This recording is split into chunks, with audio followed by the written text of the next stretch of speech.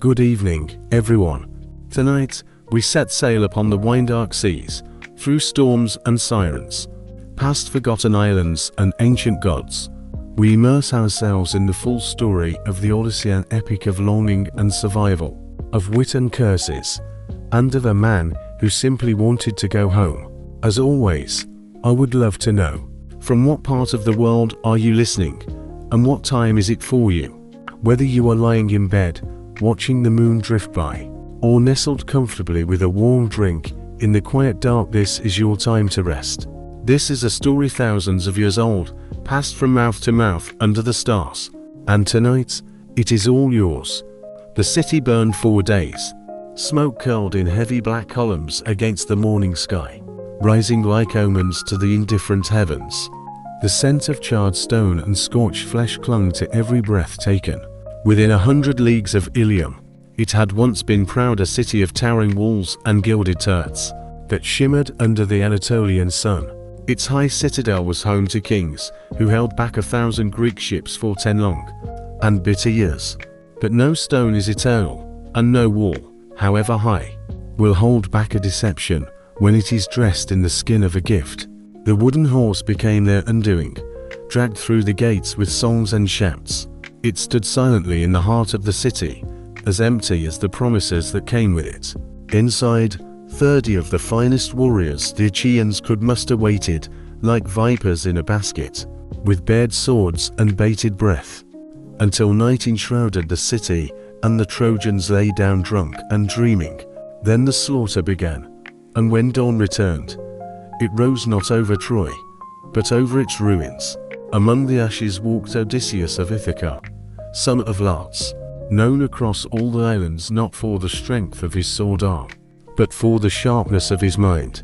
He did not exult when the horse was dragged through the gates, though it had been his idea, and he did not raise his voice in triumph when the palaces fell one by one, their marble columns groaning like trees in a gale before crashing to the earth. In what he saw, there was no joy.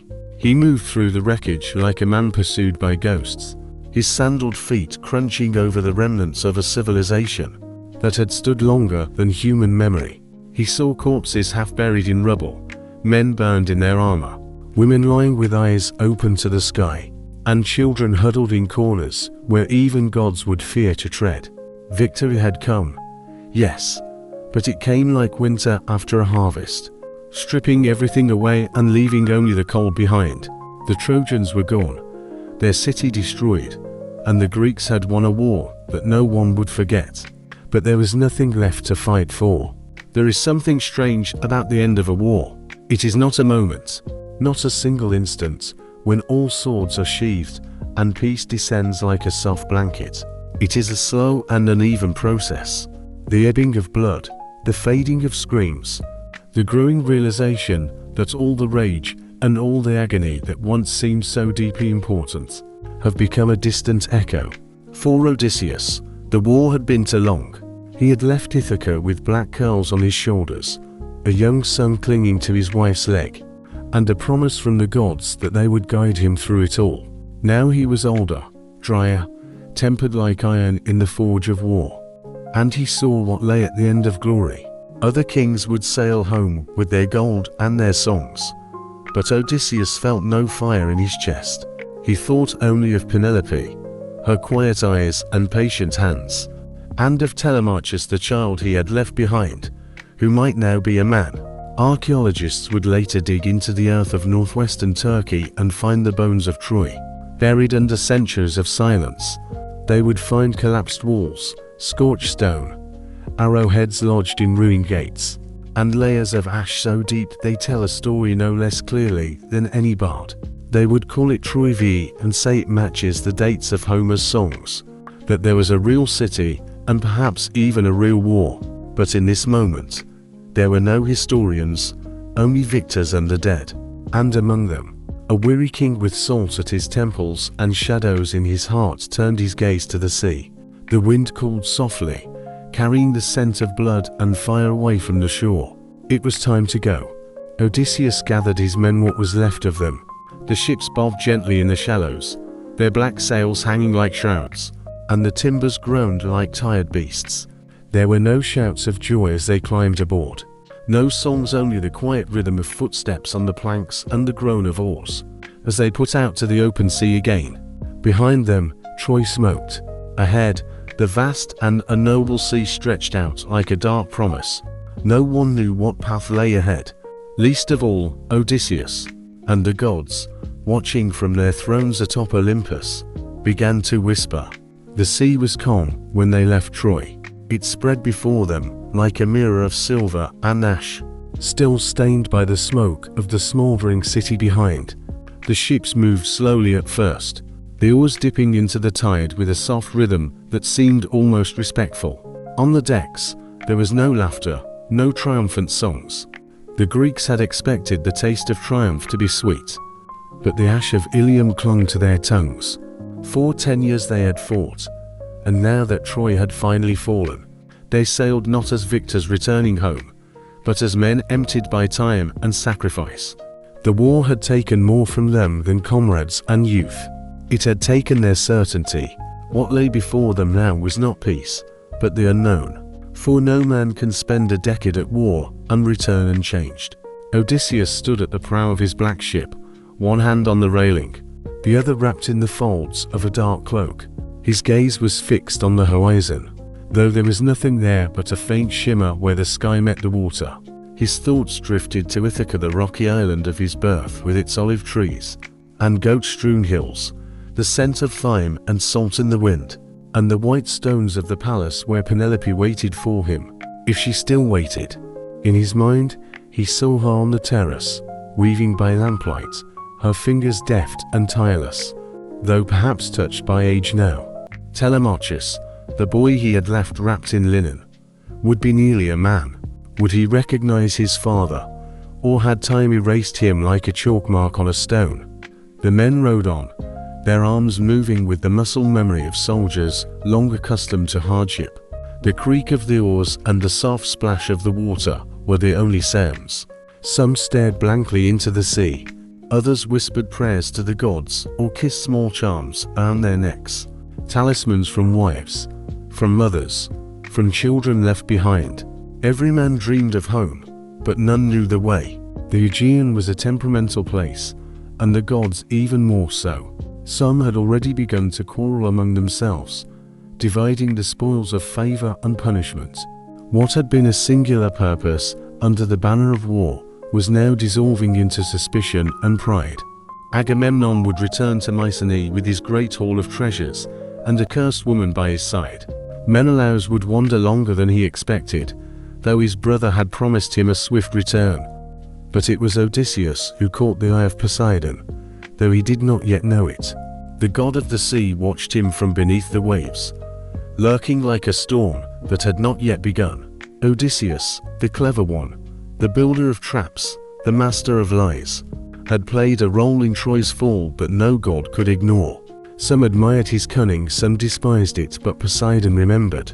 For a time, the god stayed his hand, allowing the ships to glide over gentle swells with favorable winds. But this peace was only a pause. The sea never settles for long. Even the weather seemed hesitant, as if the world itself were waiting to see what course the returning Greeks would take.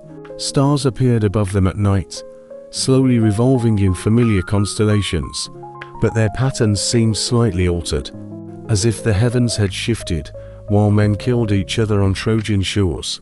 The winds blew softly and slowly, warm like a breath, yet behind them always lurked the threat of something colder, something darker. Odysseus spoke little in those first days. He gave orders with a quiet clarity, but his mind was far away. He understood better than most that their voyage would not be simple. Too many eyes had watched Troy burn. Too many gods had chosen sides. The way home, if it could be called a way, would be forged not by oars or sails alone, but by fate, will, and sorrow. The men trusted him, though some whispered that the gods had marked him.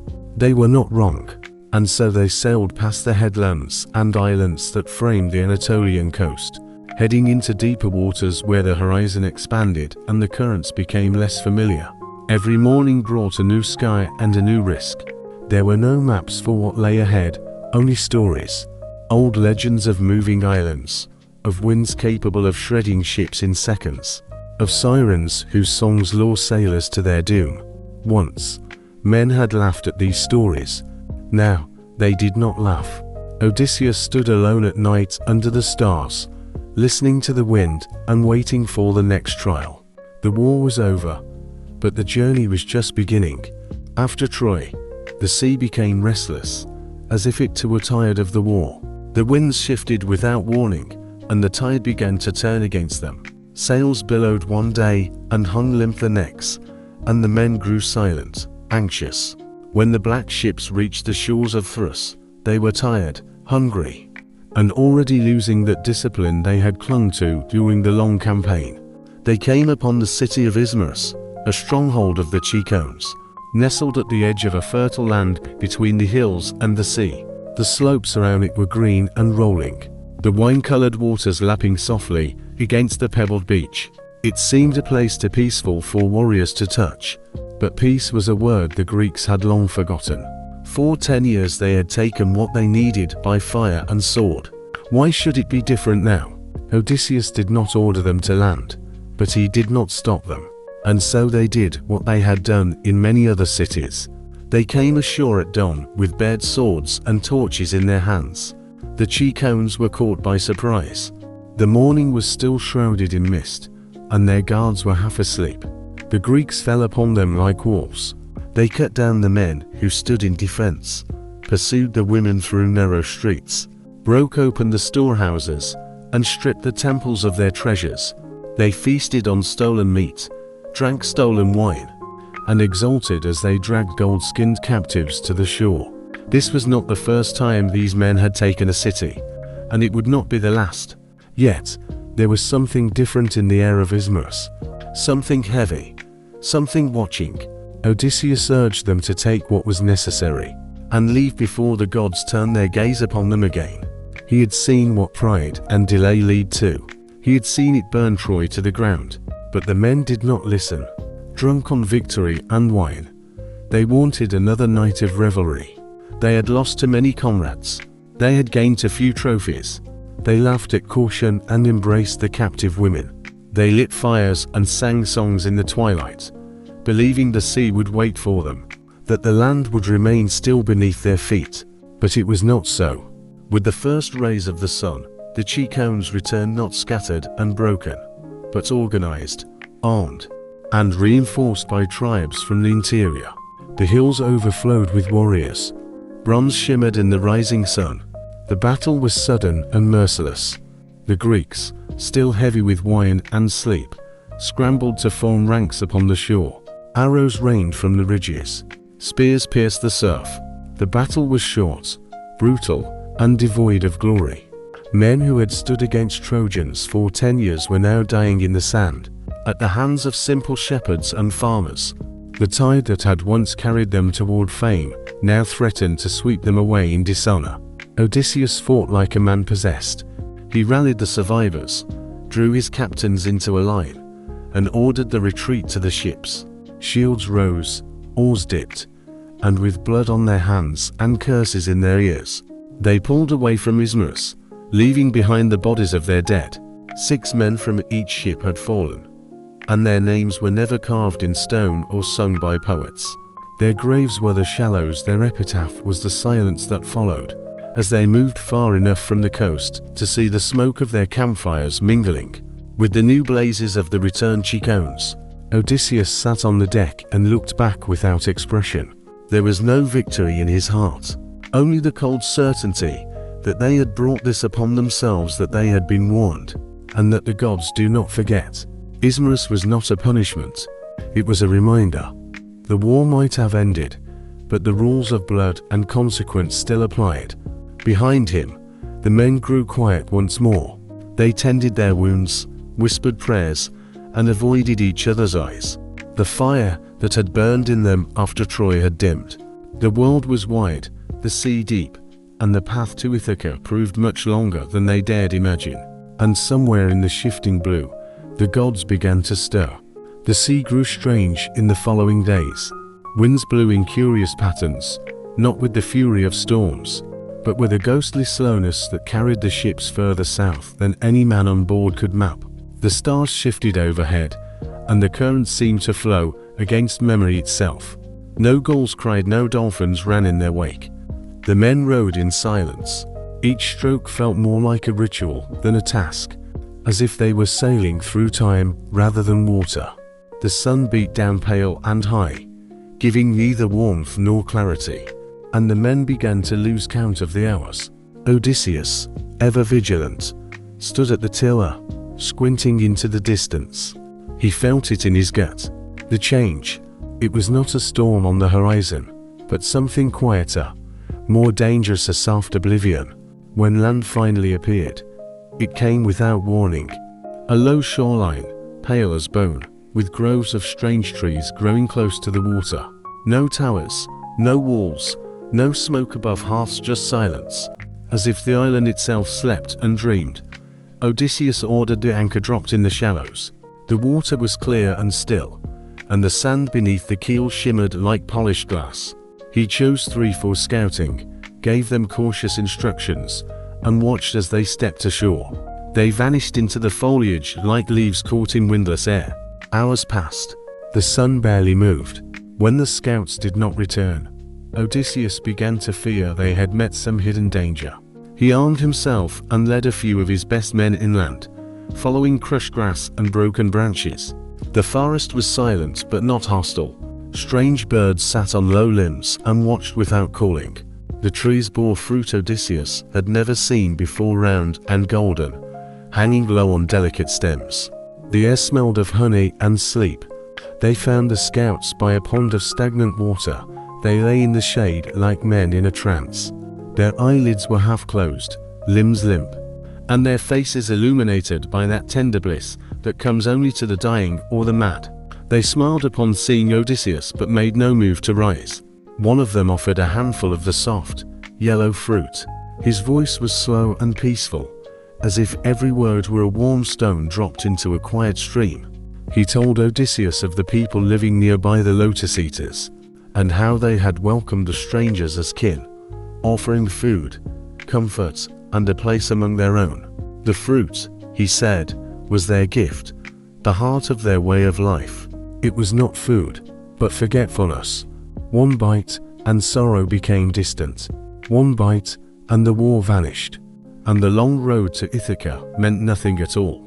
Odysseus looked into their eyes and saw the truth.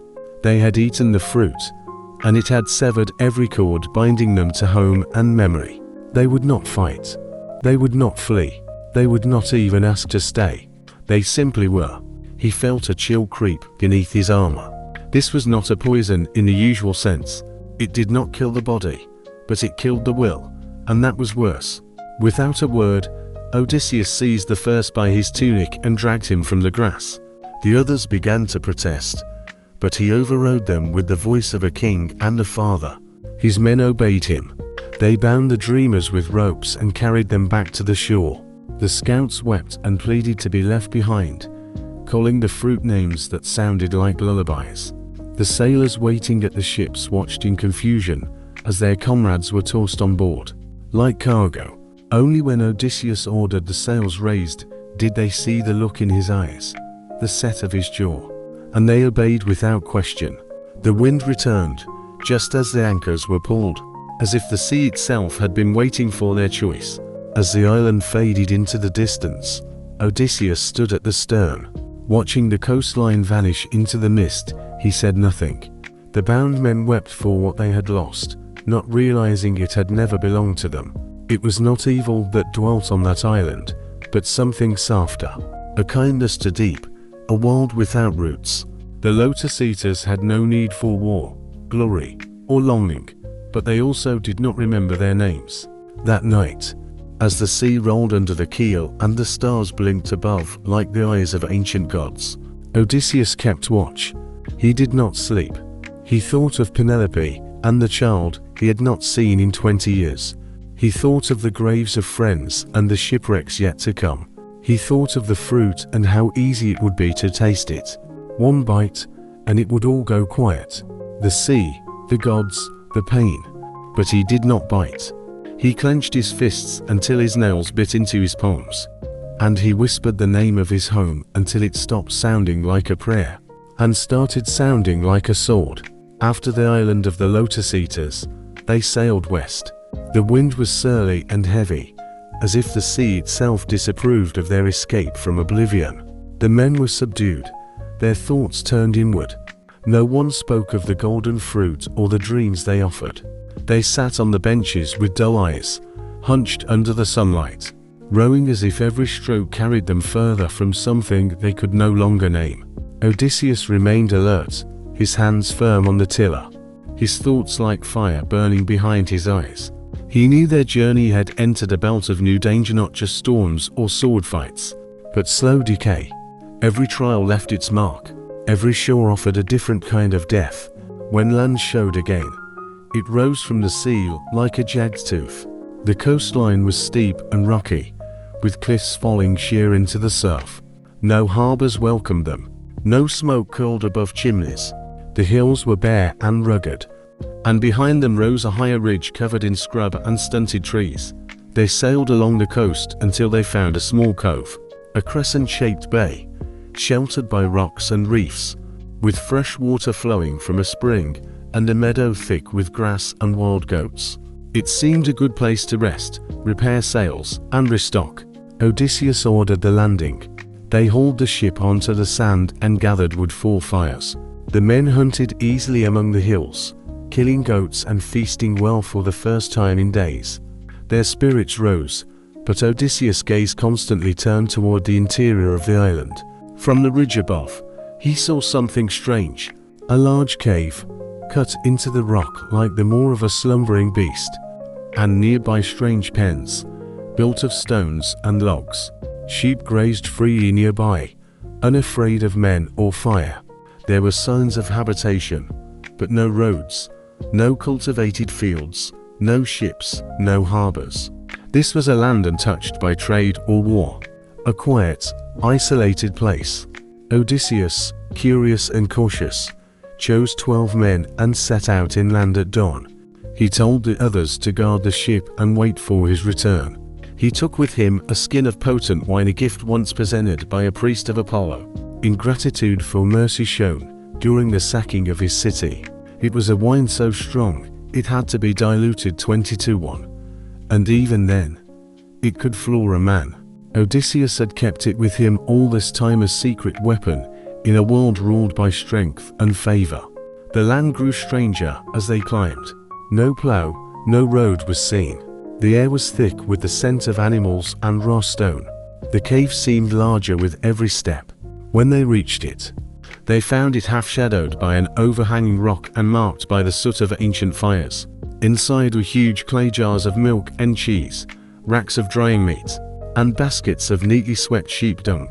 Everything was gargantuan. The tools were crude but colossal, the shelves chest-high to a grown man. The sheep themselves were larger than any they had seen, thick-walled and serene-eyed. The men grew uneasy. They felt that whoever dwelt here was no ordinary shepherd. But the hunger in their bellies and the thrill of discovery pushed caution aside. They lit a fire, sliced some cheese, and waited for the master to return. He came at dusk. The sound of his footsteps made the blood freeze in their veins. Stones shifted under him like pebbles. First came the sheep, obedient and bleating. Then the silhouette of a giant filled the cave entrance. He was as tall as the roof itself, broad as a pair of oxen in a single yoke. His face was brutal and asymmetrical, but it was the single eye in the center of his forehead that made them freeze. One eye wide, black, glowing with a dull intelligence. He moved slowly, deliberately, sealing the cave with a massive stone slab that required all his strength to position. Then he turned toward the light of the fire and saw them.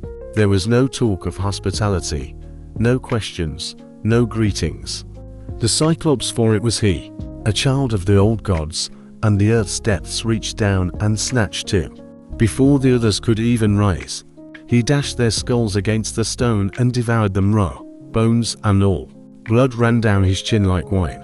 The Greeks screamed and scattered into the shadows, but there was nowhere to run. The stone blocked the entrance.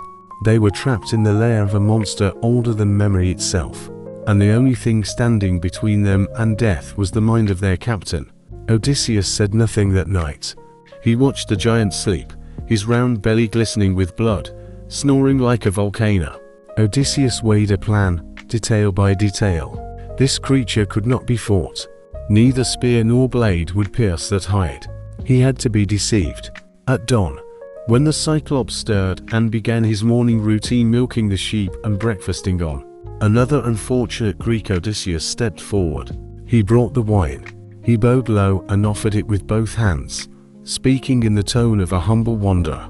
The Cyclops, intrigued, drank. He liked the taste and demanded more. Odysseus offered the skin 3 times.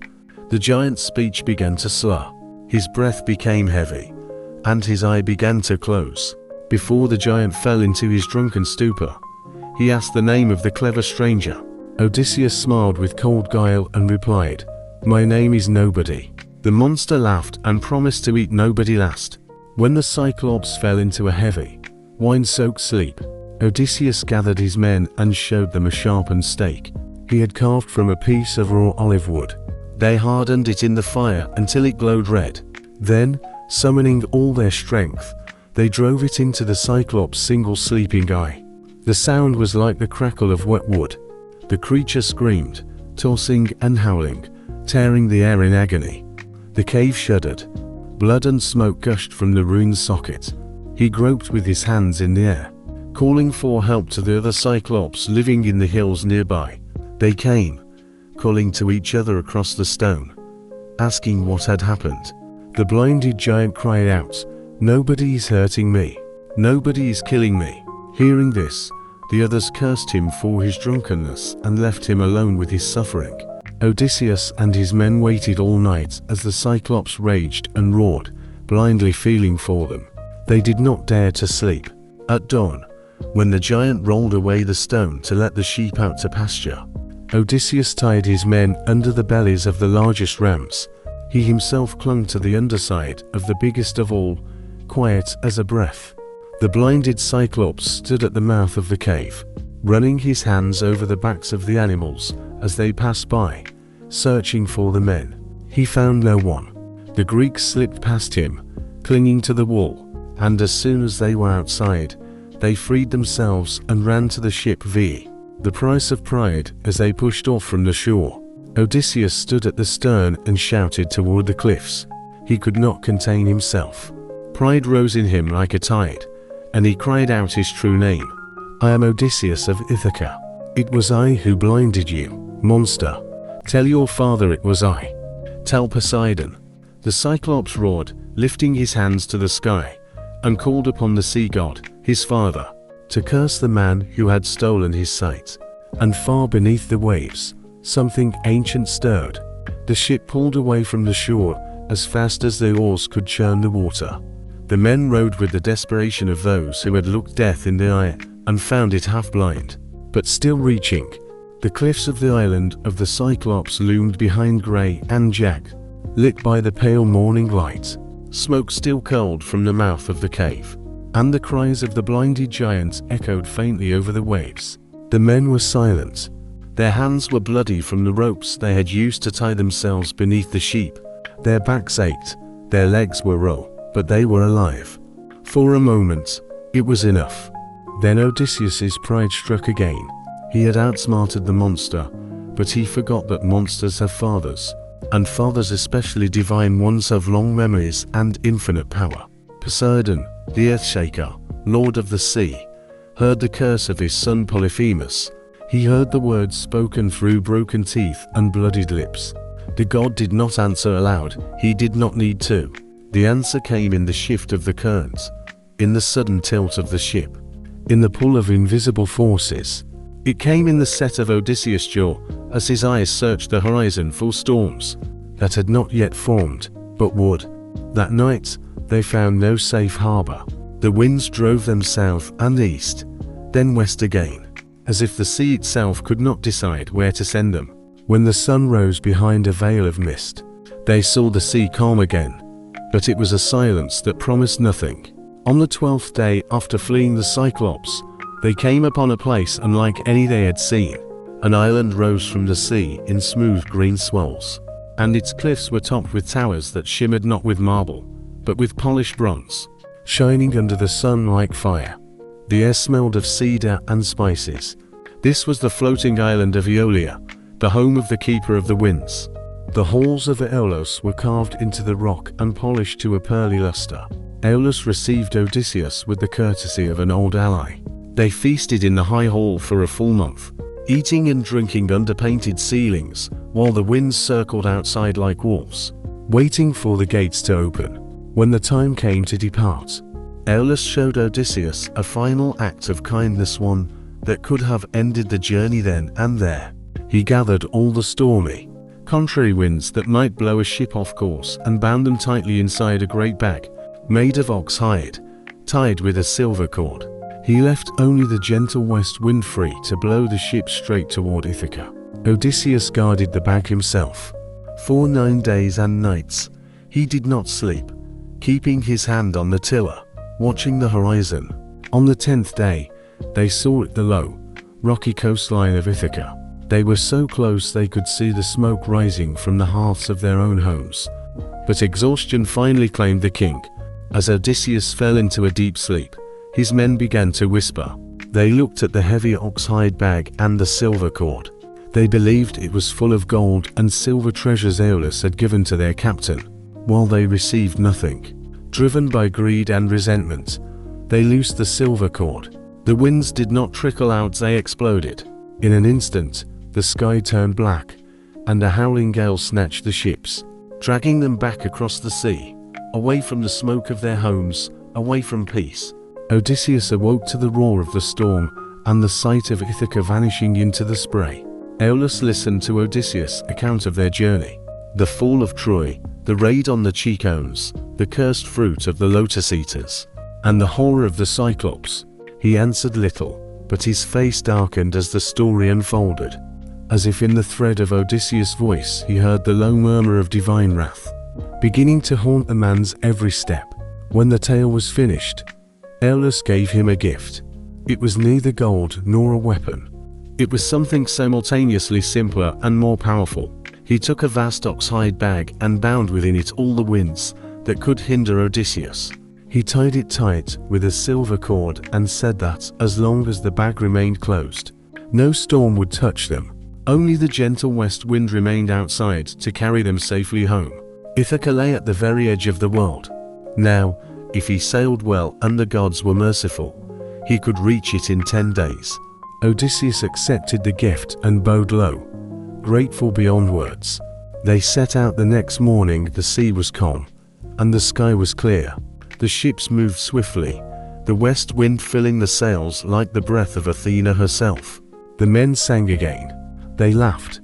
They wept with secret joy. The shores of unknown lands were left behind, and the promise of home shone before them like a lantern. Odysseus did not sleep. At first, he kept the bag near him, lashed to the mast with a cord that no man could untie without cutting. The men asked what treasure lay within, but he said only that it was a gift to the gods, and nothing more. But days passed, and sleep overcame him. When they were close enough to Ithaca to see its pale cliffs through the morning haze, when the island was but a whisper on the horizon, Odysseus allowed himself to rest. His eyes closed, and with them, the door of caution. The crew waited. Their curiosity, once quiet, had grown into suspicion. The bag was never opened. Odysseus guarded it like gold. They spoke in hushed voices. Surely it was treasure he had decided to keep for himself. Perhaps stolen wealth. Perhaps the spoils of Troy. Perhaps enough to buy 10 kingdoms and live like a god. In the quiet hours of the night, while Odysseus dreamed of Penelope's embrace and Telemachus' voice, 2 men crept to the mast and cut the cords with a dagger. The bag burst open with a groan, and the winds shrieked as they broke free. The ship lurched. The sky turned black. The sea heaved with a fury it had not shown in weeks. Waves crashed onto the deck. The sails snapped and tore. Men screamed as they were thrown from their benches. Odysseus awoke to a chaos of sky and a ship hurtling backward through space and time. Ithaca vanished like a ghost. The winds drove them in circles. Days passed. The horizon stretched, their hope crumbling. When they finally reached the island of Aeolia again, battered and hungry, Odysseus climbed the hill alone. He carried the empty bag in his hands like a dead child. Aeolus met him at the gates and saw the truth before a word was spoken. He shook his head and stepped back. "The gods," he said, "have turned against you. I cannot help a man cursed by the heavens. Leave this place. Do not return." And so they went out into the open water again. The winds were loose, the gods were silent, and the memory of home was a flame flickering out of reach. Odysseus stood at the prow with empty hands and a grim gaze. There would be no more gifts, only trials, and the sea, restless now, would carry them to another shore where death waited in a different guise. The sea is a patient beast. It does not need to roar to kill. It can lull you with calm and promises and still bring ruin before you take your next breath. After they left Aeolia a second time, as the wind howled again in the rigging and the gods breathed the cold of their silence upon them, Odysseus and his men found themselves adrift not in a storm, but in a standstill. The sky hung low and grey. The waves moved with a silence that was neither peace nor favour, but merely the absence of everything. It was the silence of the moment before a blade is drawn. Days passed. Food supplies dwindled. The water grew stagnant. The men no longer asked questions or whispered about the gods. Their prayers turned into private matters, mutterings to the wood beneath their feet or the sky overhead, words not meant to be heard aloud. Then land appeared, a coastline stabbing into the sea like a claw, steep and shadowed by cliffs that seemed to scrape the belly of the clouds. The harbour was narrow and deep, the water inside dark and strangely still, as if the sea had stopped breathing. There were no fishing boats, no smoke from chimneys, no signs of pasture or roads, but a smell hung in the air, faint and wrong like meat left too long in the sun. Yet the men were tired, and this place seemed a refuge after so many long days adrift. Odysseus ordered the sails lowered. The ships glided into the harbour one by one, their hulls swaying gently on the dark tide. All except one.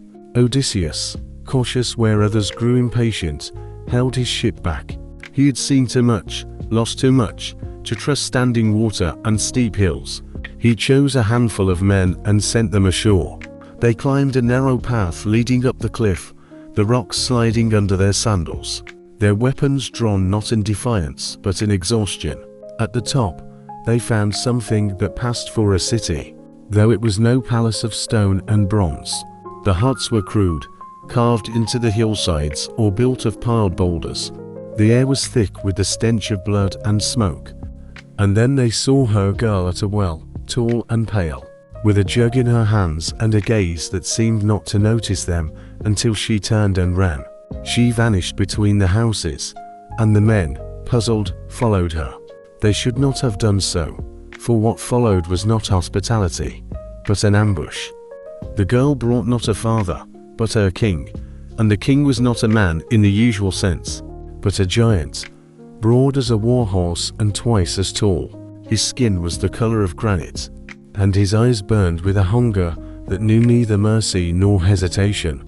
He stepped from behind the stones and seized one of the sailors before the others could cry out. The man screamed only once before the giant broke his spine over his knee and hurled his body against a wall.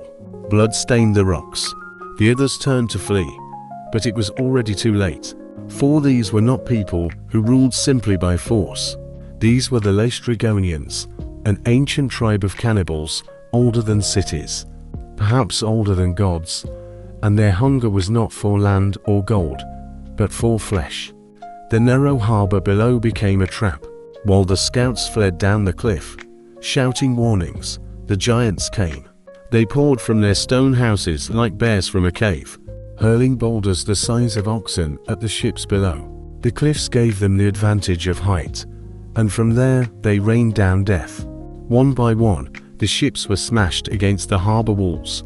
Sailors dove into the sea only to be pierced by spears from the shore or snatched from the waves, and torn apart by claw-like hands. The water turned red. Screams echoed like the howling of dogs in a storm.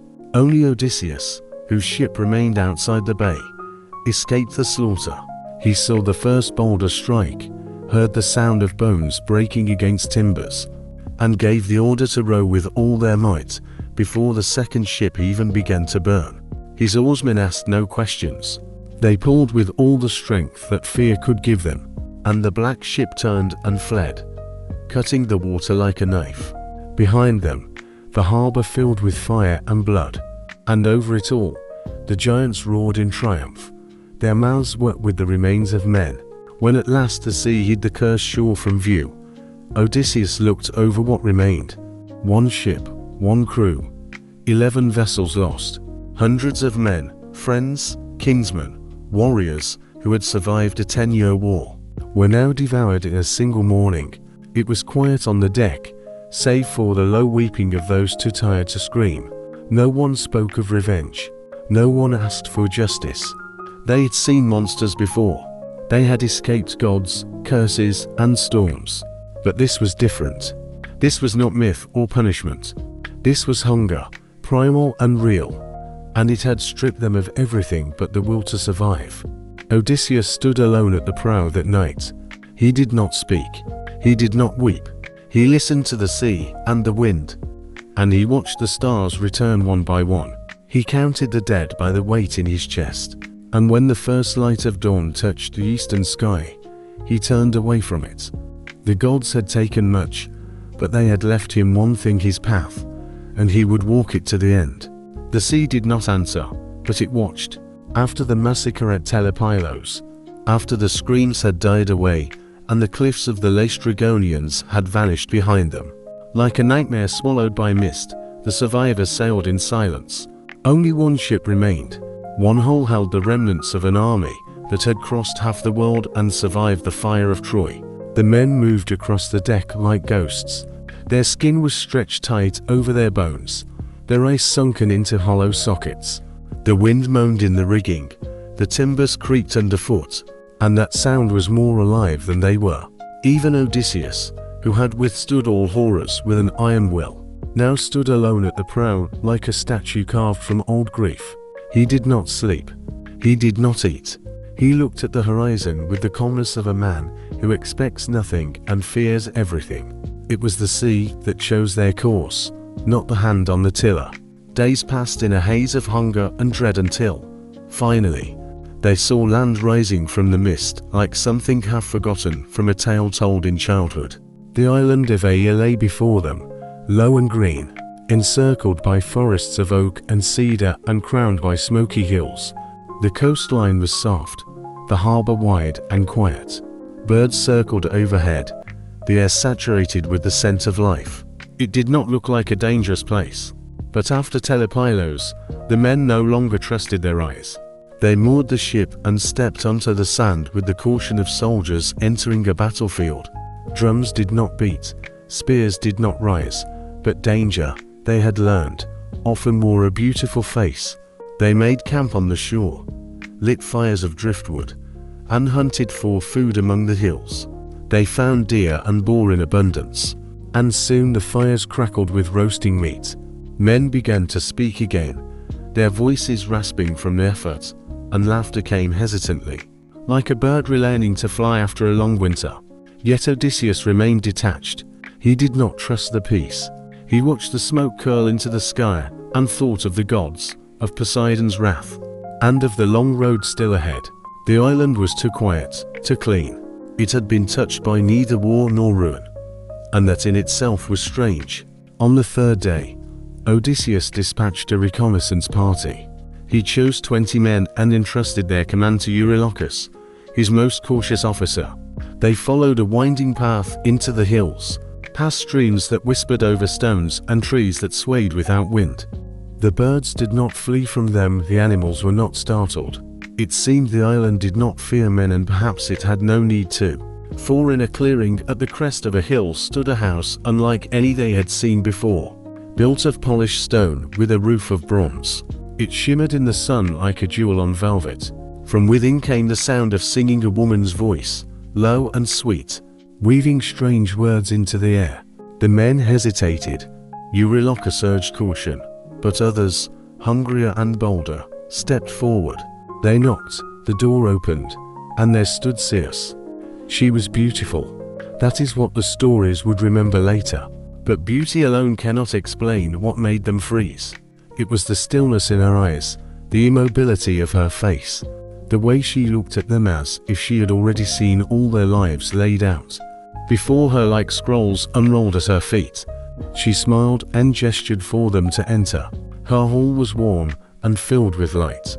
There was food on the tables, and in golden cups shone wine as red as pomegranate. The men entered one by one.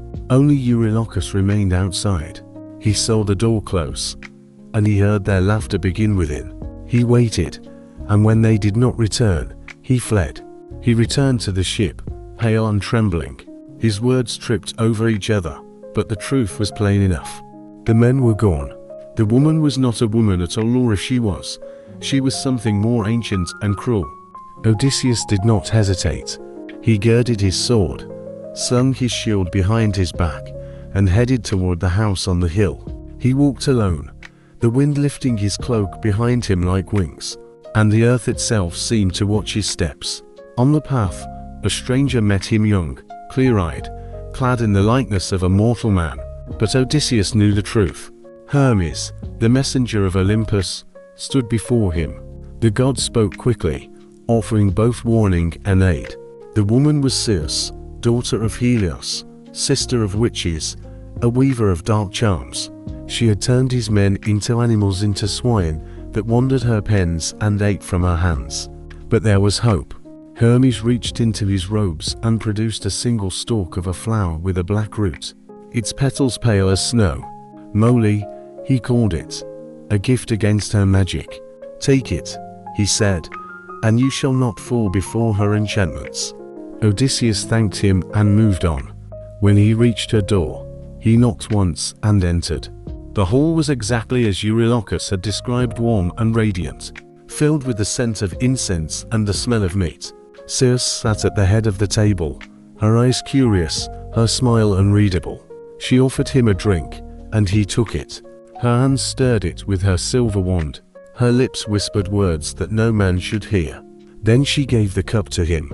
He drank, and nothing happened. She stepped forward to strike him with her wand, but Odysseus drew his sword.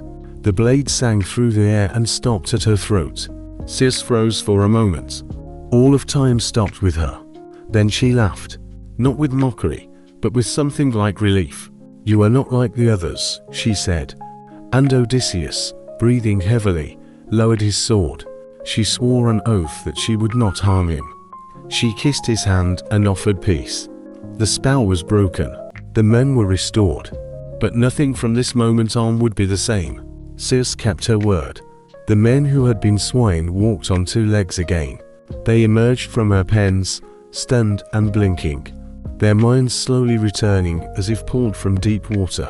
They did not know they had been beasts. Their thoughts had been mist and instinct.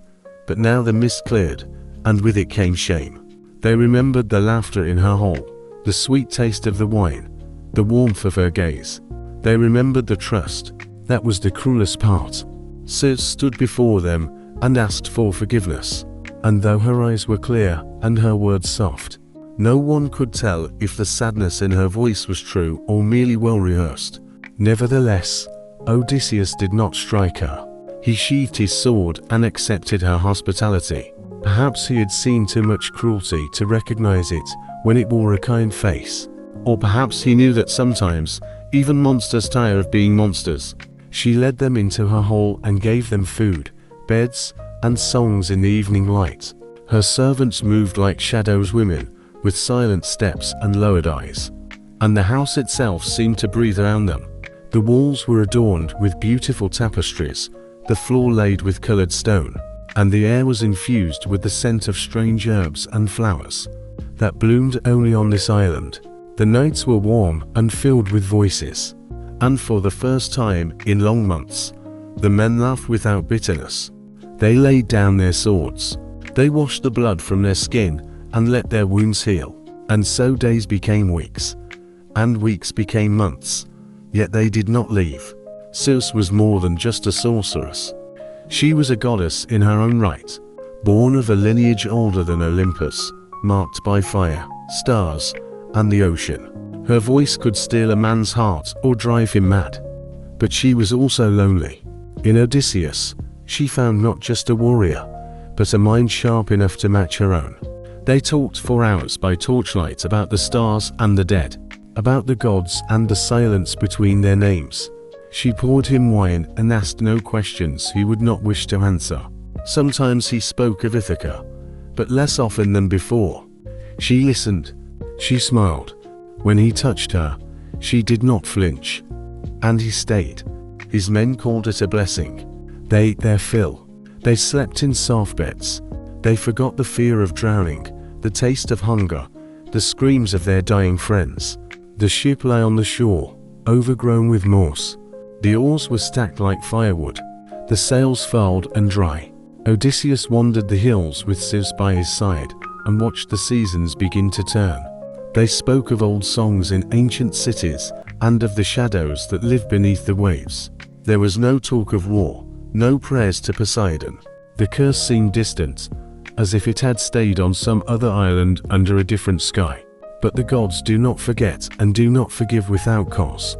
And dreams, however sweet, cannot last forever. One evening, as the sun bled into the sea, and the hills turned bronze, Odysseus stood alone on a cliff and looked west. Ithaca lay somewhere beyond the horizon, more an image in memory than a place. He could still see Penelope's face by the firelight. He could still hear Telemachus calling his name, but their voices had grown quieter, faint as wind over stone. He felt the weight of time on his shoulders and realized he had lingered too long. The gods had given him a moment of peace, and he had turned it into a year. Sirens knew it too. That night, she said nothing while he paced the halls. She only watched him, and in the morning, she met him with a grave face and pointed the way forward. The path lay not through the seas he had already crossed, but into the land of the dead. There, she said, he must reach the edge of the world, to the place where the river Oceanus encircles the earth, and where the shadows of men wander eternally. There he must find Tiresias, the blind prophet of Thebes, whose soul still remembers what the living have forgotten. Only Tiresias could tell him how to reach Ithaca, despite Poseidon's curse. Only the dead could speak to one who walks the road between home and ruin. Odysseus did not argue. He nodded. She gave him the rites, the signs, the sacred blood, and a black ram for sacrifice. She told him the words to be spoken and the names to be remembered. Her voice did not tremble, but when he turned to leave, her hand lingered on his shoulder, just a moment longer than necessary. The next day, they prepared the ship. The men worked in silence. The spell was broken. The island that had once been a sanctuary now seemed like a memory ready to fade. Sirens stood on the shore and watched them go. She said nothing more, only raising her hand in a sign of farewell. And as the ship slipped into the darkening sea, her figure grew smaller until even the goddess looked like just another woman left behind by war. The sea grew colder as they sailed into the far reaches of the world, where no sun warmed the water and no stars dared to linger long in the sky. The wind blew not from the west or east, but from the very bones of the earth, and it carried the scent of ash, salt, and forgotten things. The men no longer spoke of Ithaca. They no longer whispered of gods or curses. They rowed without songs, their faces pale with the knowledge that they were sailing not toward the land of men, but to the very edge of death. Odysseus stood alone at the prow, Circe's cloak wrapped tighter on his shoulders, his eyes fixed on a horizon that grew darker by the hour. He did not look back. He had said all there was to say. He took the rites, the sacrificial animals, the wine, and the barley, and he carried with him the instructions of the sorcerers who knew the names of the stars and the scent of spells. There was no courage in him, only duty, the long, weary march of a man who had outlived all reasonable causes to continue, and must now walk the road of shadows to find what lay at its end. At last, they reached the place. The river Oceanus, black and infinite, crawled around the edge of the world like a serpent sleeping with one eye open. The waters did not ripple. They moved with the silence of ancient thought, and the trees that grew along the banks were grey with age and leafless as bone. There was no birdsong, no hum of insects, only the low moan of the wind in hollow branches and the soft splash of water against the hull. Odysseus gave the order to stop. They hauled the ship onto the shore of a land that was not land, and he stepped onto the cold soil with the slow reverence of a man entering a tomb that had waited centuries for its guest. He drew his sword and began the rites. A pit was dug in silence, a square of black earth carved into the flesh of the world. Around it, he performed the libations: honey, wine, and water, the sacred barley, and the blood of the black ram. The animal's throat was cut clean, its life spilling into the earth with a hiss that seemed loud in that cursed stillness. The men stood behind him, their eyes wide, their mouths dry. They wrapped their cloaks tighter and dared not breathe too deeply, for the air was already changing, the darkness already in motion. They came in silence, the dead, pale images floating out of the shadows like smoke become flesh, drawn by the scent of blood, the memory of breath. Their eyes were empty, their mouths open as if for speech, but there were no words. They surrounded the pit, reaching out hands, bowing heads, crowding with the hunger of centuries. Odysseus stood over the pit with sword in hand, guarding the offering. He cried out into the gloom, his voice low and firm, calling for Odysseus, the blind prophet, son of Ithaca, the one who knew the paths hidden even from the gods. But it was not Odysseus who came first. One by one, the shadows passed before him, faces he knew, names carved into his memory. He saw Alpna, the youngest of his crew, the boy who had drunk too much in Circe's halls and fallen from the roof in a stupor, neck broken like a twig. Alpna pleaded with him, not for justice, not for revenge, but for burial. "Do not leave me unburnt," he said. "Do not let my soul wander without peace. Heap a mound for me, set mire upon it." Odysseus promised. He took the boy's name into his heart and sent him back into the gloom with that small comfort. Then another shadow rose, a woman, tall, noble, and quiet.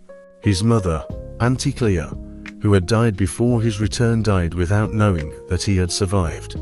Her eyes were filled with something too deep for words. Not sadness, not anger, but something more ancient. The silence of all mothers who waited, watched, and eventually froze in time. She spoke of Ithaca, of Penelope, who still waited with her loom and her grief, and of Telemachus, who had grown from a child into a man, without a father's voice to guide him. She spoke of the suitors, the vultures gathering in his house, feasting on his absence. And Odysseus wept, not the tears of a warrior, not the tears of a king, but the tears of a man who had forgotten how much had been lost behind him. While he marched endlessly forward, he reached out to embrace her, but she slipped through his arms like wind through reeds. The dead do not embrace, they remember. And then, finally, Odysseus appeared. The prophet was tall and thin, and although his eyes were closed by death, his face was full of sight. He stood at the edge of the pit and drank the blood, his lips moving to birth an ancient speech. He told Odysseus what he needed to hear, not what he wanted or hoped for. The road home would be long and full of pain. Poseidon's wrath was not exhausted. The sea would not forgive. He warned of Thrinacia, the island of the sun, where sacred cattle graze that no man dare touch. He spoke of Scylla and Charybdis, of sirens and storms. He told of the bow and the axe, of a house filled with wolves in human form. And at the end of all things, he spoke of a death far from the sea, a gentle death, a quiet death after peace is won, and men have forgotten his name. That would be his reward. That would be his rest. The wind rose, the river groaned. The dead began to stir, drawn by the scent of life. Their hands reached for him, their mouths opening wider and wider. Odysseus stepped back, sword raised. He ordered his men to retreat, and together they fled the pit, leaving the darkness to itself and the blood to soak into the soil of that ghostly shore. They reached the ship and cast off, and the sea took them back with open arms, colder than before, but now familiar, The world of the living closed round them like a cloak, heavy and full of burden. Odysseus did not speak. He sat at the stern and watched the horizon, while behind his eyes, the shadows of the dead marched on.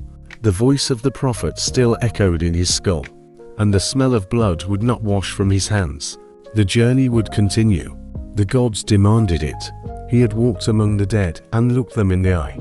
He felt the weight of his absence, the truth of time. And though his ship moved forward, something within him had begun to turn back. The sea met them again, not with fury, but with silence. It stretched in all directions, endless and cold, a grey plain under a sky that seemed never to change.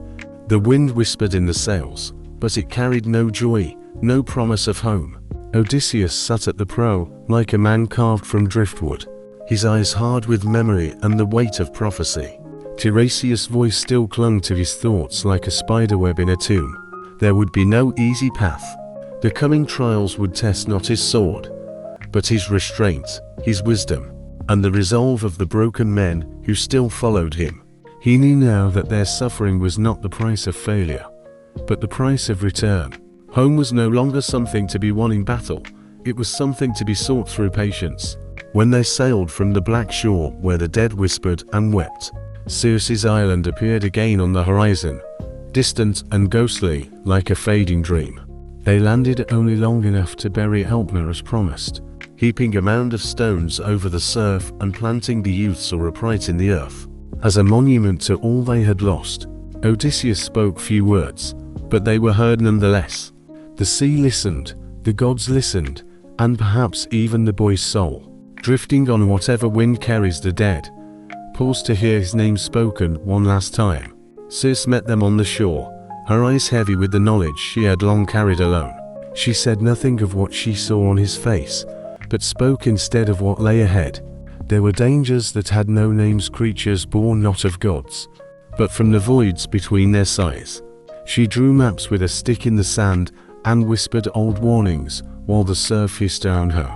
Ahead would be the Sirens' voices, sharp as bone and sweet as honey, whose song lured men not with lust, but with longing, not a desire of the flesh, but a hunger of the soul for secrets it was never meant to know. No man who heard their song ever returned. They would leap willingly from their ships, reaching into the void with smiles on their lips until they drowned. Therefore, Odysseus prepared. He ordered wax to be melted and poured into the ears of every man on board. He alone remained defenseless, tied vertically to the mast with ropes pulled tight until they drew blood on his arms. He told his men that no matter what he said, shouted, or pleaded, they must not release him. The ship glided further into still water, and soon the air thickened. There was no land, no birds, only a slow swirl of mist and a sudden tide of voice that did not echo, because it filled all space. At once, it was not one voice, but many. Not one song, but all songs at once. The voice sang of home, of mothers waiting at the hearth, of lovers with outstretched arms, of children whose eyes knew his name. Odysseus screamed. He wept. He pleaded. He tore at the ropes until the skin peeled from his wrists. And yet, the men rowed forward with empty eyes and ears sealed with wax. The Sirens finally appeared, their forms pale, beautiful, and terrible. Perched on rocks that shimmered with the bones of dreamers, they sang until the sea itself trembled beneath them. And then, as the ship passed out of reach, they fell silent all at once. The silence struck like a bell. The spell vanished. Odysseus collapsed by the mast and did not speak a word until the island vanished into the mist. But the sea was not finished. The song was merely a prelude. Circe had warned him that next would be the strait, narrow and cruel, where no ship passes unscathed. On one side loomed Scylla, the devourer of men, a nightmare spawn with 6 long necks and maws bristling with teeth like spears. On the other side churned Charybdisa, whirlpool of living hunger that drank the sea, and spat it back with a fury that could tear the sky. The channel between them was no wider than a slingstone's flight. There was no path that did not bring blood. One could choose the storm or the fangs, the abyss or the teeth. Odysseus chose Scylla. He told the men nothing of what awaited them. There was no point in fear when it could only sap the strength from their arms. He ordered them to row powerful and steady. He himself gripped the tiller and steered the ship toward the rocks where Scylla lurked, hidden among the stones like a spider watching its web. The water blackened, the wind shrieked low and constant, and the sky narrowed until it felt as if they were sailing through a throat. Then she struck.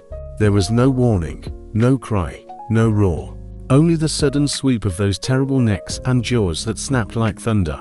6 men vanished in the time of a single breath. Lifted from the deck, screaming, struggling, they were swallowed by the mist above. Their swords clattered uselessly against the planks. Their names vanished into the foam. The rest had only to row, teeth clenched, hearts frozen, while the ship lunged forward. Splinters flying from the hull and the sea roaring on all sides. Charybdis gaped to the left, and the ocean fell away beneath them, revealing a gullet of spinning blackness, but the current carried them out before it could close. The whirlpool collapsed with the sound of cracking earth. Spray drenched the ship. The men breathed heavily, like the newly born. They did not exult. They did not weep. They kept rowing. When the sun finally broke through the clouds, it was pale and distant. Odysseus counted the oars and saw the empty benches. He remembered every name. He would remember them all. The sea did not care. The sea had no memory, but he carried their stories like stones, heavier with every mile. And yet, Ithaca waited. After the strait, the sea became softer. The sky cleared. The sun rose higher and lingered longer. The waves no longer threatened but rose and fell in a rhythm that lulled the men into silence. This was not peace, not exactly.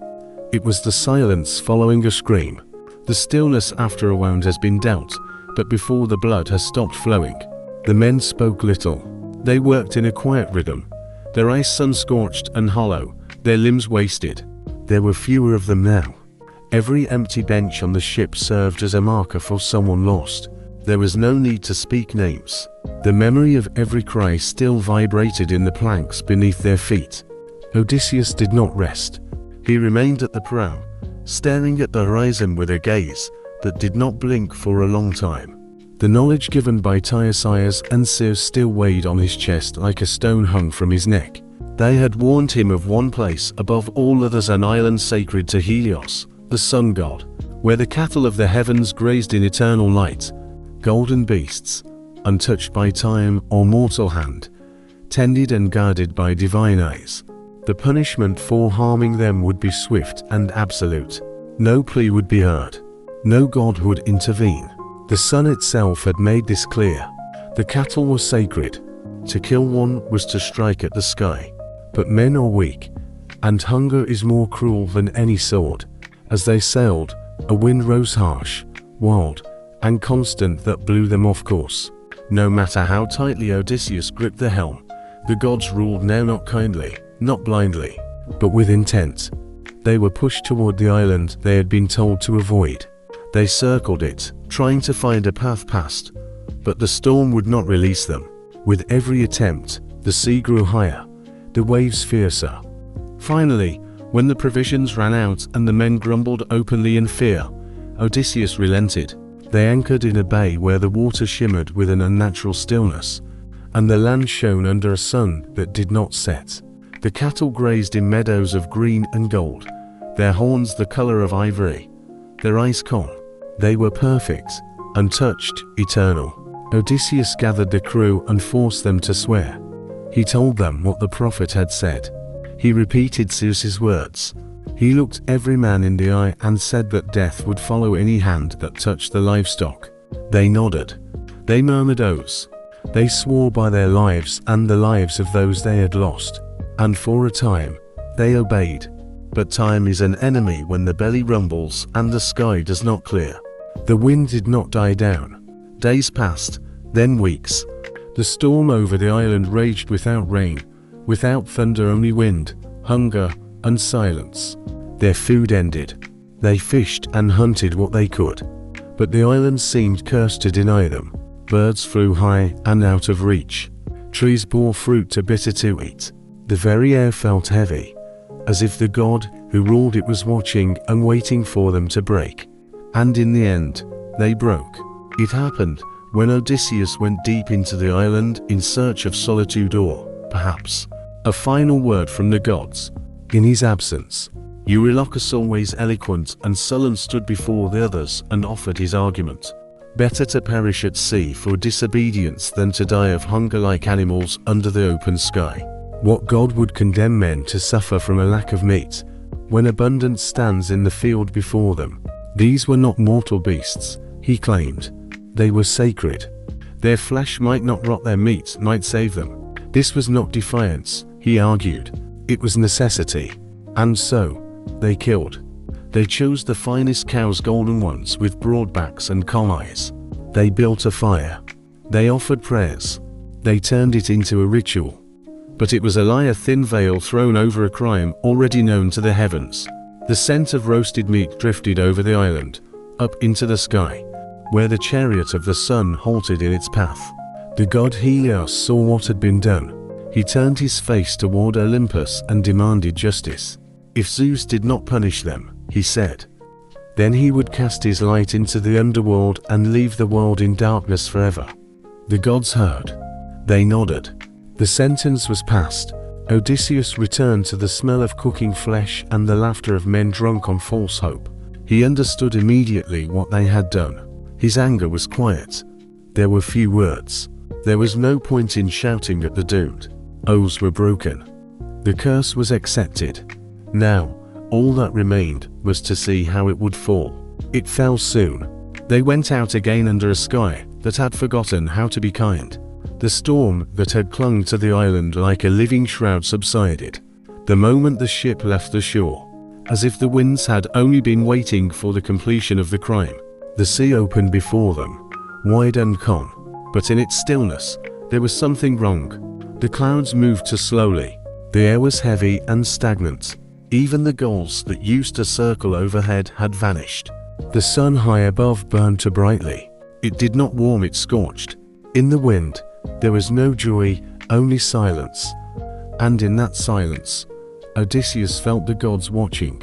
Not all of them, only one. Helios. The wrath of the sun god was not loud. It was patient. Divine punishment does not need to scream. It waited until the men dared to hope again, until they once more dared to speak of Ithaca, to imagine the hearth, the hall, and the sounds of familiar voices welcoming them on the shore. They sang quiet songs. They laughed. They looked at the horizon and called it beautiful. For a moment, they believed the curse had passed them by, that the gods were as tired as they were. But Odysseus did not join them. He sat alone beneath the mast, arms folded, his eyes darkened. He knew better. He had seen the pattern of divine cruelty. He had learned that the gods do not forget. They simply wait for the right moment to teach their lessons. And when that moment came, it arrived with thunder. The sky split like a skull. Clouds, once white and soft, turned coal black and swirled into a storm that seemed to have no center. Waves rose in silence, then collapsed all at once, high as mountains and swift as arrows.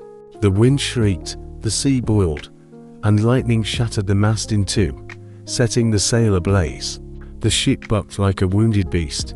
Oars snapped in their locks. The deck tore apart under the men's feet. One by one, they were thrown into the water, swallowed by the sea that had always been waiting to take them. They did not scream for long. They did not rise again. Odysseus clung to a fragment as the wreckage of his ship tore away, and drifted like bones on a battlefield. Around him, the sea howled, thousands of waves crashing against each other, voices shrieking without tongues. The storm did not pass quickly. It did not subside. It lingered, dragging him across the surface of the world, spinning him through darkness and foam, beneath the distant roar of a god treated without respect. The heavens raged, the sea answered. There was no rescue, only survival. And even that was cruel. Finally, when the ship was broken into so many pieces it could no longer be called a ship, when all the men had vanished beneath the surface and their names were swallowed by the abyss, the storm quieted. The waves softened. The sky opened. The sea returned to its usual calm, as if nothing had happened. as if the violence had been but a fleeting fit of bad weather. Only Odysseus remained, alone, clinging to a broken spar, drifting with the tide like driftwood, too stubborn to drown. He floated 4 days. Time lost its meaning. The sun scorched without mercy.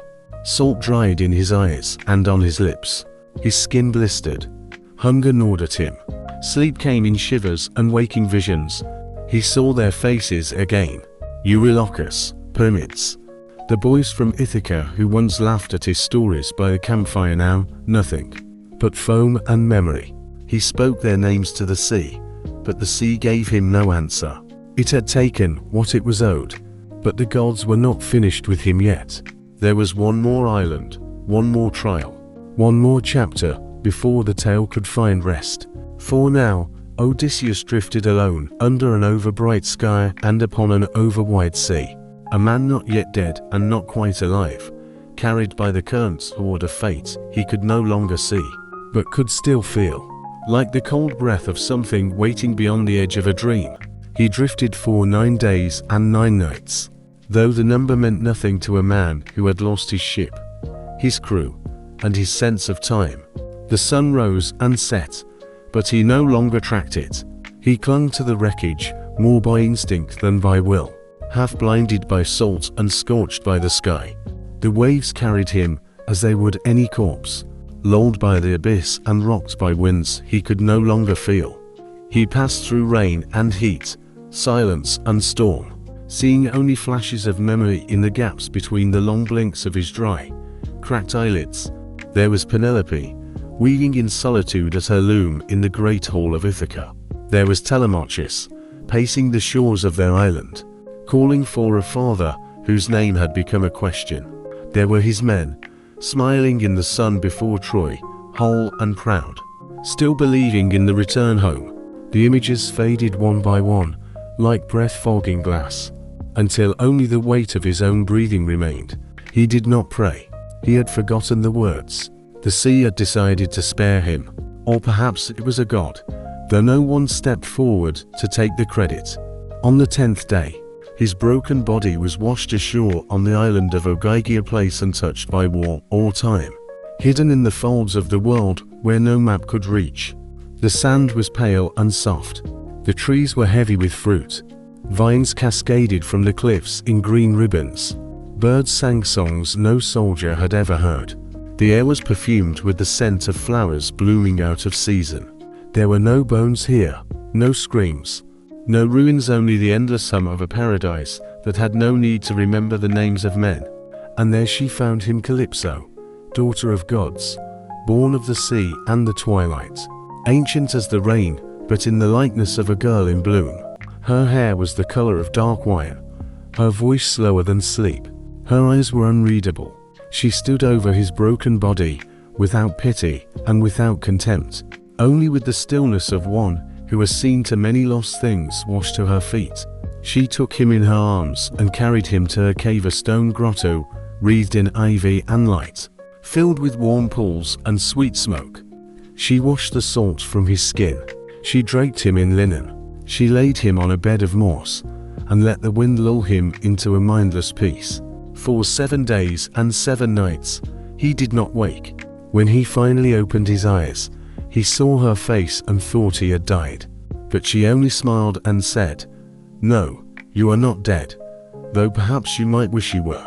Over time, he slowly regained his strength, like an old tree remembering how to bloom. His muscles stopped trembling. His breathing became even. He ate the fruit of her trees and drank water from springs so pure that in every drop, he saw the reflection of the sky. His skin healed, the pain left his bones, but something deeper was not mending. Every morning, he sat at the entrance of her cave and looked at the sea, as if it still owed him something. Calypso brought him food and songs, but he ate little and did not sing. When she asked what he searched for in the waves, he replied, "Only Ithaca." And though she did not flinch, her eyes darkened.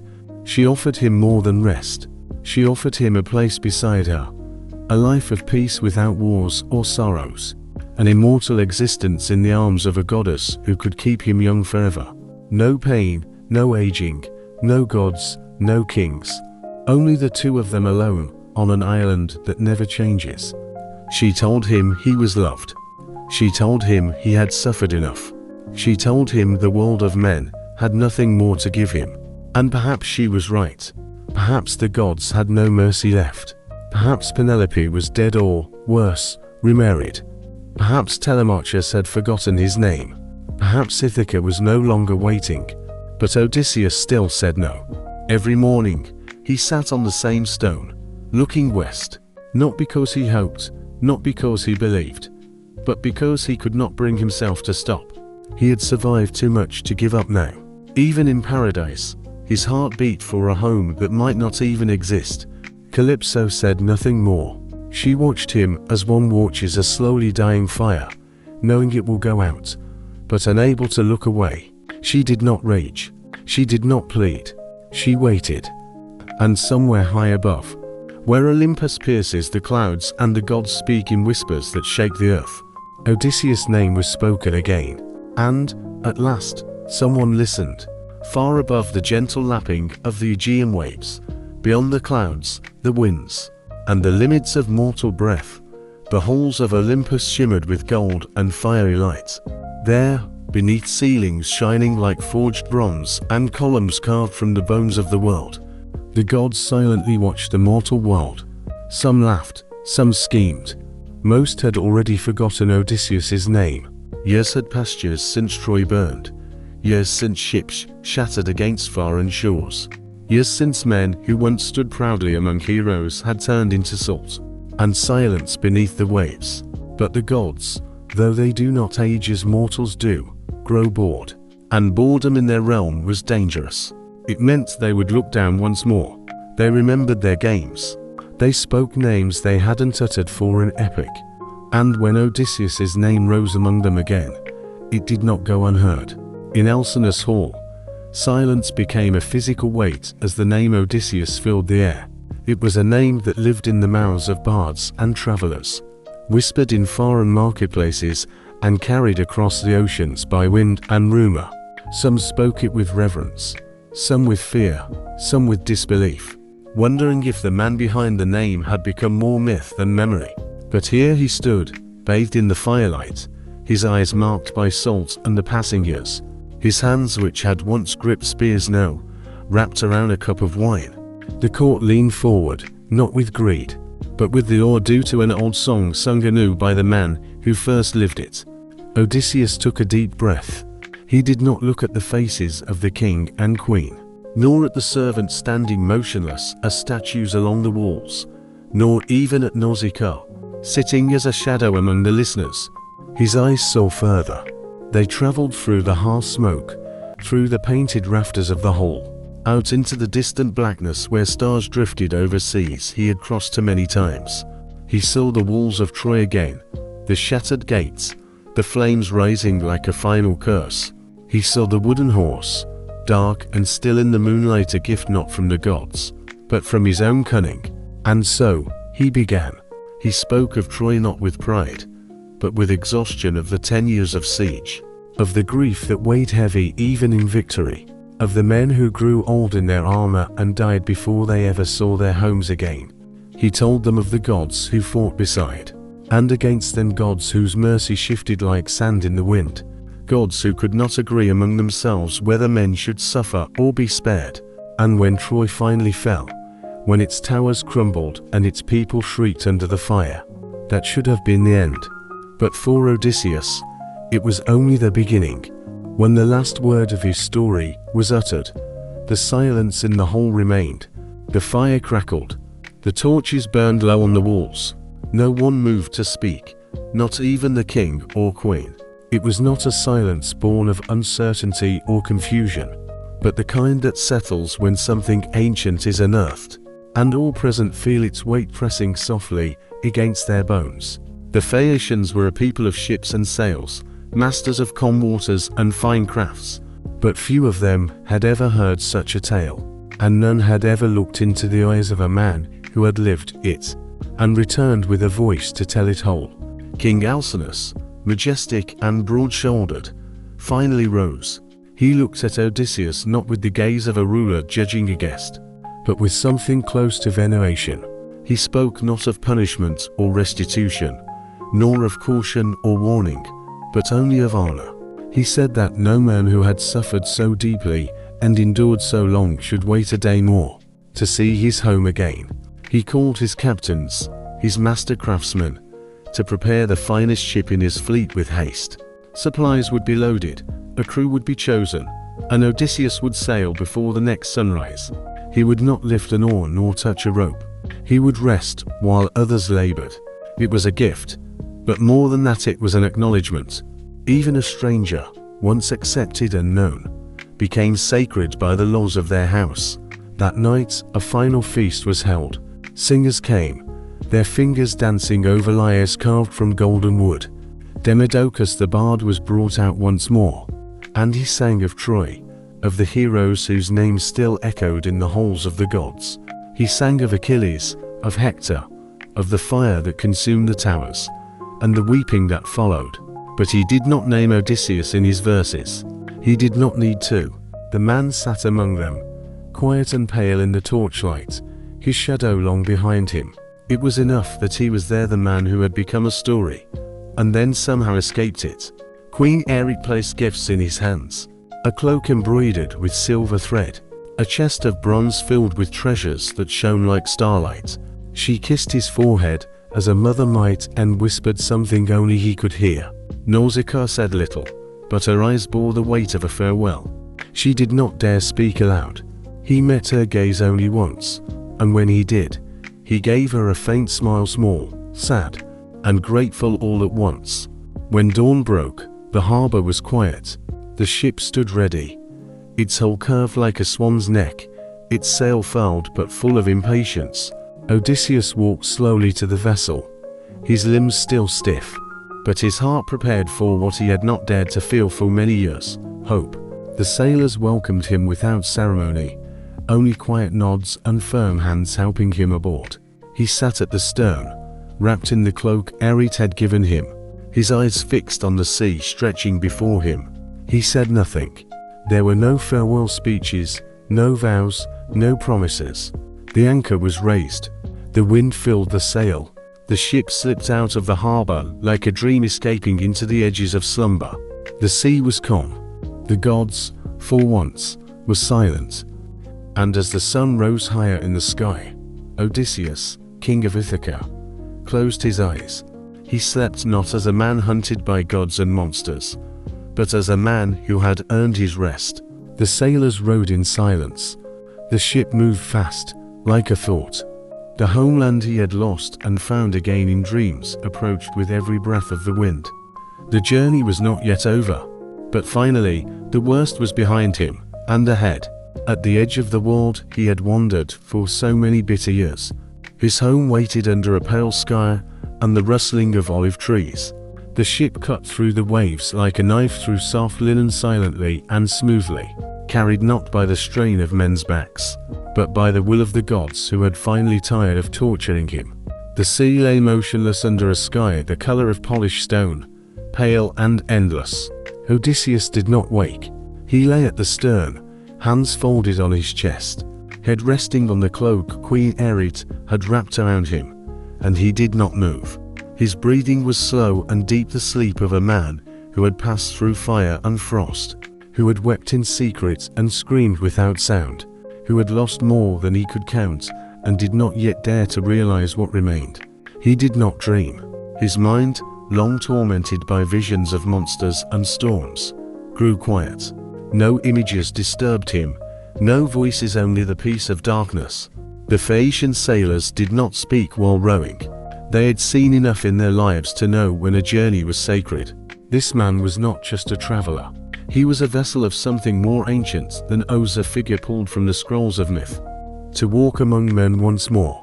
When Ithaca rose on the horizon, a green ridge emerging from the sea's breast, they did not shout for joy. They only lowered the oars and let the tide pull them closer. The harbor was empty, as if the island itself knew it needed to hold its breath. The cliffs watched in silence. The trees stood still. The water whispered against the hull, and not a single gull shrieked. This was not the return of a man, it was the return of a shadow. They anchored at the shore under the cover of dusk. Odysseus still slept, untouched by the slowing of the sea or the change in the wind. The sailors carefully lifted him from the vessel, as one carries a sleeping child or the body of a fallen king. They laid him on the sand, placing the chest of gifts beside him, the cloak still enveloping his shoulders. Then they returned to the ship and set sail. Their task was done, their oaths fulfilled. No one remained to see the gods' revenge fall, for Poseidon had not forgotten. Even in his silence, the god of the sea watched, and when the ship that bore Odysseus headed out to the open sea again, swift, proud, and gliding like a swan over the abyss, he struck. With a single gaze, he turned it into stone. First the prow froze, then the deck, then the sail. Everything hardened into pale grey rock. The sailors, frozen mid-word and mid-motion, became statues of salt and sorrow, forever caught in their final act of mercy. The ship sank beneath the waves not as wreckage, but as a monument, a reminder that no kindness to the son of Laertes would go unpunished. Odysseus knew nothing of this. He woke alone on the shore of his homeland. The smell of the earth and the chirping of cicadas were familiar and strange at the same time. He slowly sat up, his body aching from the stillness, and looked around. The olive trees rustled in the wind. The hills rose behind him, green and quiet. A shepherd's path wound down to the bay, overgrown with thistles and thyme. This was Ithaca, but not the Ithaca he remembered. Years had passed. Time had gently pulled at the corners of his kingdom, eroded the stones, thickened the vines, and yet it endured. It waited for him, but even now, he could not stand up and openly enter his halls. He was not yet a king. He was a stranger on his own soil, a ghost among the living. His home no longer belonged to him alone. Suitors feasted in his halls. Men, fattened by arrogance and drunk on his wine, wooed his wife and mocked his name. His son had grown without his guidance. His servants lived without his orders. His queen, faithful or not, still held her court. And if he returned, as he was now, ragged and unknown, they would not bow. They would laugh. So he wrapped his cloak tighter and went into the hills, leaving the gifts hidden in a cave under the watchful eye of the gods. There, among the wild goats and weathered stones, he met a man tending pigs, a figure knotted by age and roughened by labor, but still strong. And when the man spoke, it was the voice of one who had once called Odysseus master. It was the swineherd. Odysseus did not reveal himself. Not yet. He watched and listened, weighing the years in every word. In the small hut where Eumaeus lived, where smoke curled through the thatch and the smell of stew hung in the air, he sat and ate in silence. It was a humble place, but it felt more like home than any palace in years. The king had returned. The hut was low and weathered, its walls patched with branches and hardened clay, the roof sagging under the weight of a dozen winters. Smoke seeped through a narrow opening above, the kind of smoke that stings the eyes, but warms the bones. Inside, the world narrowed to the flicker of the fire and the clatter of wooden bowls. Eumaeus, the old swineherd, moved with the tired grace of a man who knew both slavery and pride, who held firm to his duty even when time forgot to reward him. He spoke often, not boastfully or bitterly, but in the slow voice of one who had stayed in silence too long. He spoke of Ithaca, of the suitors who had flooded the palace like rats in a granary, feasting while the queen waited, laughing while the people whispered in the shadows. He spoke of Penelope, and how she still held her loom and her grief with the same stubbornness, weaving by day and unraveling by night, guarding her vows with a single thread. He spoke of Telemachus, who had gone to seek news of his father, full of fire but stepping into the world like a lamb among wolves. Odysseus listened. He kept his name behind his teeth like a blade, hidden beneath a cloak. He nodded and asked questions like a beggar curious about palace gossip, but the more he heard, the more a slow, heavy rage rose in his chest.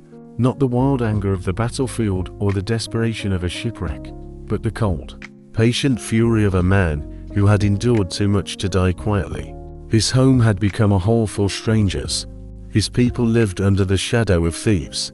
His son, untested and outnumbered, wandered kingdoms in search of a ghost. Yet here, in this smoke-stained hut, loyalty remained. Eumaeus had not bent his knee to those who came to feast on what did not belong to them. He guarded the herds, honored the memory of his king, and waited. That night, as the wind howled through the olive trees and the fire in the hearth burned low, Odysseus spoke to the gods not loudly, not with a prayer, but in the silence between breaths. He named them: Athena, who had followed him across every broken shore; Zeus, whose thunder both cursed and saved Poseidon, whose hatred had shaped the very years of his journey. He named them not for praise or plea, but simply to be heard. If they were still watching, they saw him now not as a weeping man on Calypso's shore, not as a broken sailor clinging to a raft, but as a wolf who had returned to his den to find it overrun. In the days that followed, Telemachus returned. Athena herself guided him home through seas that had once conspired against him, and led him to Eumaeus' hut as the sun dipped behind the hills. Father and son stood beneath the olive trees, one with shoulders weighed down by years, the other with the restless fire of youth, not yet tempered by blood. They did not know each other, not truly. The boy was a child when the ships left for Troy. The man had become a myth whispered in longing and half-forgotten songs. But when their eyes met, when words passed between them, the truth rose like a flame long buried under ash. Odysseus revealed himself not with a grand speech or tears, but by shedding his disguise. His voice was firm and low, his face in shadow but proud. Telemachus watched, shaken by the sheer weight of what stood before him. He did not embrace his father, not yet. He asked questions. He measured the man by his answers. And when the truth settled in his bones, when doubt fell away like the broken crust of a wound, he threw himself into his father's arms. For a brief moment, the years that had separated them seemed to vanish. Plans began to form. The suitors still sat, fat and careless, in the halls of the palace, believing their dominance was unquestionable. They did not know the king had returned. They did not know the son had become a man. They did not know that the gods, silent for so long, had begun to watch closely once more. Odysseus would not return to his house with trumpets or banners. He would return like a storm creeping over still waters. He would wear the mask of a beggar and carry no sword. He would enter the doors of his own home as a shadow, a whisper, a reckoning long denied. And when the moment came, when the truth was revealed and the names reclaimed, it would not be done with mercy. It would be done with the quiet, final justice of a king come home. The palace of Ithaca stood on the hill, quiet in the early morning hours, a place of ancient stone and weary beauty. Vines crawled up its outer walls. The great doors, adorned with tales of gods and beasts, no longer guarded honor as they once had. Inside, the halls echoed not with the laughter of a royal house, but with the clamor of feasting strangers. The suitors had claimed it as their own, emboldened by the absence of the rightful master. They sprawled on couches meant for nobler men, spilled wine on woven carpets, barked orders at servants who once served with pride, and mocked the name of Odysseus as if he were nothing more than a nursery tale to frighten children. The queen's weaving room had become a place of whispers and strategies. The boy Telemachus was watched but not feared, and Penelope, a queen with an iron spine and mourning in her eyes, moved like a ghost draped in silk. They believed the king would never return. The gods had taken him. The sea had swallowed him, and so they drank, schemed, and waited for the queen to choose one of them to surrender both the throne and her body in a single moment. None saw the gathering storm. Odysseus returned as a beggar. His back was stooped, his face unshaven, his clothes stained with ash. Even his voice had changed, coarsened by years of shouting into the wind. No one recognized him as he entered the hall. No one bowed. They sneered and jostled him, throwing scraps of meat and insults as if he were a stray dog sniffing at the edge of their banquet. But he watched. He memorized faces. He counted the blades they wore and the distance between them. He noted who laughed and who remained silent. He learned the measure of his enemies with the patience of a hunter preparing a final shot. Telemachus played his part. The son who had once wandered the world for news of his father now sat beside that very man, saying nothing. His eyes held the secret, but neither word nor tone betrayed it. He waited, as Odysseus waited. Even the gods held their breath. Penelope remained distant. She watched the beggar with narrowed eyes. Her heart strangely stirred something in his posture, something in his silence. Yet still, she did not ask. She did not dare. Hope was a cruel companion, and she had learned not to trust its voice. Finally, the moment arrived. It came not with a drawn sword, but with a test. Penelope brought out the bow, the great bow of Odysseus, curved and polished, carved from horn and strung with the sinews of giants. None of the suitors could string it. One by one, they failed. Their hands trembled, their pride cracked. They laughed to hide their shame. And then, the beggar stepped forward. He was met with jeers, shouts, and curses.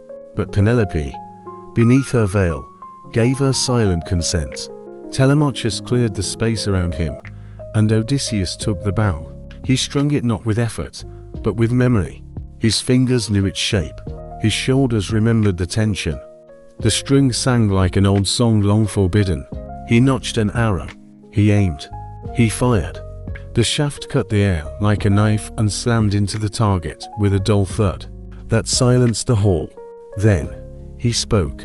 His voice rang through the room, clear and unwavering, stripped of its disguise. He named himself. He claimed his house. He listed the suitors by name and called out their crimes one by one. And before the echo died, he fired again. The first man fell with an arrow in his throat. Panic erupted, but the doors were locked. The suitors reached for their swords, but Telemachus had hidden them. Odysseus moved like the god of war himself, loitering arrow after arrow. Each was a sentence passed. Telemachus stood beside him. Eumaeus the swineherd joined them, as did Philoetius the coward. Each was loyal, each silent and fierce. Blood stained the stone. Screams echoed off the marble. Men who had mocked the name of Odysseus now begged him for mercy. He gave none. Not for the lost years, not for the desecrated halls, not for the stolen throne and the heart of his queen, wounded for so long. It was not revenge. It was balance. A reckoning long overdue. When the last body fell, when the silence returned and the torches flickered again in a steady rhythm, Odysseus stood alone in the center of the hall. The bow hung in his hand, his eyes burning with the cold fire of a man who had waited so long for justice. Behind him lay the broken sons of nobility. Tables were overturned. The house smelled of blood and ash. And yet, he did not weep. The slaughter was over. The bodies of the suitors lay sprawled on the stone floor, like fallen deer in a sacred grove. Their wine-stained cloaks were stiff with blood, their open mouths finally silent. In the hearth, the fire still burned, the same fire that once warmed royal feasts, now shining on the wreckage of treachery and justice. Odysseus stood in the silence, his chest heaving slowly, the bow still gripped in his hand. He had not spoken a word since the last arrow flew. The screams had died. The thunder of panic had faded. And only the soft scuffing of Eumaeus gathering the weapons of the dead broke the stillness. Telemachus, stained with the blood of men who had stolen his childhood, stood by his father, his shoulders squared, his eyes no longer those of a boy. Yet, even now, Odysseus was not whole. Penelope remained somewhere deep in the palace. She waited, her loom abandoned. Her thoughts were a knot of hope and disbelief. The news had reached her, brought by trembling servants, but she did not run to the hall. She did not faint with joy. She stood in the shadows, silent as the stone walls, her fingers fraying her veil. For 20 years, she had dreamed of his return. And now, a stranger in a beggar's rags claimed to be the very man she had buried in her mind long ago. Hope had betrayed her before. She would not be fooled again. Odysseus washed the blood from his hands and cast off the beggar's rags. Athena appeared to him in that moment, invisible to mortal eyes, and touched his shoulders. His back straightened, His skin regained the glow of youth, his beard darkened. The weariness of a decade at sea fell from him like a shroud. When he appeared in the Queen's chambers, he looked as he had when he left for Troy, proud and tall, with the same hard line of his jaw and the same storm behind his eyes. But Penelope did not smile. She studied him as a sculptor studies a block of marble, searching for the form hidden within. She was not quick to embrace him. She asked questions. She weighed his words. Her silence was not coldness, it was armor forged over years of uncertainty. She had held a kingdom together with thread and will. She had outwitted liars and silenced cowards. She had raised a son alone and kept her dignity sharp as a blade. She would not fall into the arms of a man simply because he knew the right name. And so, she tested him. She told the servants to move the bridal bed, the very one she and Odysseus had shared long ago, and place it outside the bedroom. A simple command, but one that no impostor could pass. At the mention of the bed, Odysseus stiffened. He spoke immediately, his voice dark with memory. That bed, he said, could not be moved. He had built it himself from the trunk of an olive tree, deeply rooted in the earth. He had carved the room around it, weaving their life together into the stone and wood of their home. It was immovable, unless someone had cut the tree, had severed their very connection. At those words, Penelope wept. She crossed the room and pulled him into her arms, not as a queen welcoming a king, but as a wife reclaiming her husband. The years between them crumbled like dry leaves.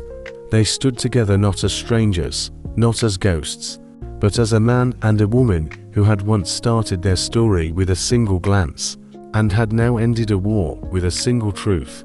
That night, they returned to the olive-wood bed. They spoke little.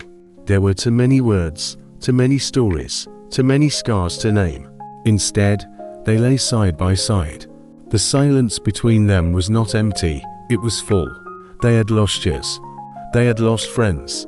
They had almost lost each other. But they had endured. The gods had tested them. The sea had scattered them. Time had tried to erase them. But in the end, they had returned to the place where it all began. And as Ithaca slept under the moonlight, silvering the olive trees and the hills that had waited so patiently, the king and queen were one again. And that, dear listener, is the end. Sleep well. Good night.